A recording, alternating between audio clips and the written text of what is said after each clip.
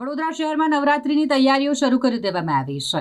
તેવામાં અલગ અલગ ગરબા આયોજકો દ્વારા ભૂમિપૂજનનું આયોજન થઈ રહ્યું છે. ત્યારે અલૈયા બલૈયા જે ગરબા મહોત્સવ થાય છે તેના પણ ભૂમિપૂજનનું આયોજન આજે કરવામાં આવ્યું હતું. અજયભાઈ દવે દ્વારા અલૈયા બલૈયા ગરબા ગ્રાઉન્ડ ખાતે ભૂમિપૂજનનો કાર્યક્રમ રાખવામાં આવ્યો. સાથે સાથે આજે રવિવાર હોય, પ્રધાનમંત્રી મન કી બાત કાર્યક્રમને પણ લાઈવ પ્રસારણ કરવામાં આવ્યું હતું, જેને સૌએ ભેગા મળી નિહાળ્યો હતો. ભૂમિપૂજનના આ કાર્યક્રમમાં વડોદરાના સાંસદ ડોક્ટર હેમાંગ જોશી, ગુજરાતના દંડક બાલકૃષ્ણ શુક્લ, ભારતીય જનતા પાર્ટીના શહેર અધ્યક્ષ ડોક્ટર જયપ્રકાશ સોની, સ્ટેન્ડિંગ કમિટીના ચેરમેન શીતલ મિસ્ત્રી, ભરત ડાંગર, સત્યમ કોલાપકર, સાથે સ્પાર્ક ટુડે ન્યૂઝના ચેરમેન પરેશભાઈ શાહ અને વેપારી એસોસિએશનના પ્રમુખ પણ ઉપસ્થિત રહ્યા હતા. વડાપ્રધાન નરેન્દ્ર મોદીનો મન કી બાત કાર્યક્રમ સૌએ ભેગા મળી નિહાળ્યો હતો. ઓલ ઇન્ડિયા રેડિયો અને દૂરદર્શનના માધ્યમથી આજે વડાપ્રધાનની મન કી બાતનું પ્રસારણ કરાયું અને જેમાં ઘણા બધા મુદ્દાઓ પર પ્રધાનમંત્રીએ વાત કરી હતી. આપણા દેશના યશસ્વી વડાપ્રધાન અને વૈશ્વિક નેતા એવા આદરણીય નરેન્દ્રભાઈ મોદી સાહેબની મન કી બાતનો કાર્યક્રમ આજે અહીંયા માંજલપુર વિધાનસભામાં યોજવામાં આવ્યો.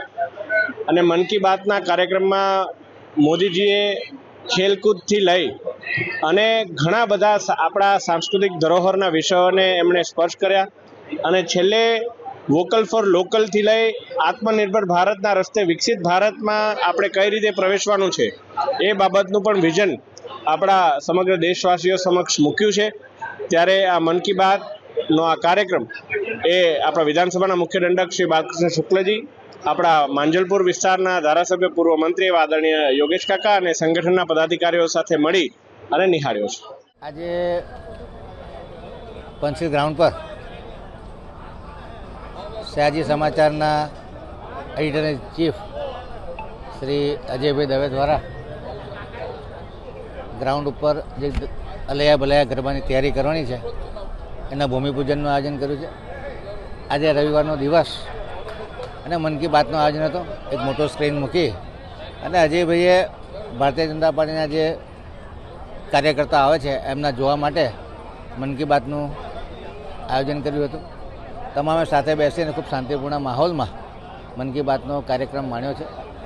માનનીય વડાપ્રધાન શ્રી નરેન્દ્ર મોદીએ ખાસ કરીને જમ્મુ એન્ડ કાશ્મીરના દલ લેક ખાતે જે વોટર સ્પોર્ટ્સના પ્રોત્સાહન આપવા માટે જે સ્પોર્ટ્સમેનોએ ગોલ્ડ મેડલ મેળવ્યા એમની સાથે પર્સનલી વાત કરી અને અન્ય યુવાનો પણ પ્રોત્સાહિત થાય કે વોટર સ્પોર્ટ્સ ભારતભરમાં જે અલગ અલગ જગ્યાએ વોટર બોડીઝ છે એમાં યુવાનો વોટર સ્પોર્ટ્સમાં ભાગ લેતા થાય.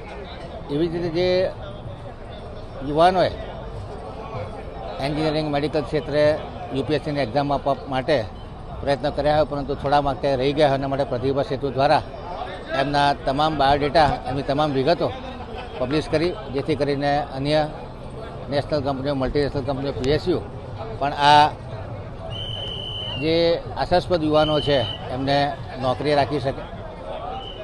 ખાસ કરીને સોલર દીદી દ્વારા જે ખેડૂતો સોલર પંપથી મોટા જમીનમાં પાણી આપી અને મોટી ખેતી કરી શકે એ માટે આજે જે સોલર દીદીનો કન્સેપ્ટ બતાડ્યો અને રૂરલ લેવલ પર જે રીતે ખેતી થાય છે એમાં આ સોલર પંપ ખૂબ ફાયદાકારક થાય એ બાબતની વાત કરી.